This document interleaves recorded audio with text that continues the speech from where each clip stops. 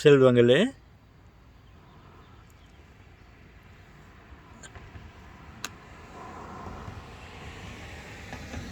சூரியன் எத்தனை பிரகாசமாக இருக்கிறது பார்த்தீர்களா?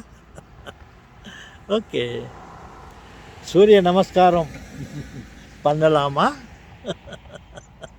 வேண்டாம், சூரியனுக்கு நமஸ்காரம் பண்ணாதீர்கள் என் செல்வங்களே. சூரியனை படைத்தவனுக்கு நமஸ்காரம் பண்ணுங்கள். எஸ், அதை படைத்தவன் படைத்த படைப்புகள் பல இருக்கிறது. அவைகள் அனைத்தையும் கும்பிடு போட்டு கொண்டு இருக்காதீர்கள்.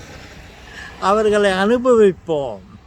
இவைகளை அனைத்தையும் படைத்தவனுக்கு கும்பிடு போடுவோம். அது அவருக்கு மகிழ்ச்சியாக இருக்கும். என்னடா இது, இவங்களுக்காக நம்ம என்னென்னாச்சோ பண்ணோம், இவங்க நம்மளை மறந்துட்டு நான் படித்ததுகளுக்கு நமஸ்காரம் பண்ணுகிறாங்களேன்ட்டு அவர் கவலைப்படுவார். அவர் கவலையை தீர்த்து வைப்பது நமது கடமை. அதனால் அவர் படைத்த அனைத்தையும் அனுபவிப்போம். நாம் அனுபவிக்கும் அனைத்தையும் படைத்த ஆண்டவனுக்கு நன்றி சொல்வோம். ஓகே, அடுத்து வேறு வீடியோவில் நான் பேசுகிறேன். ஓகே.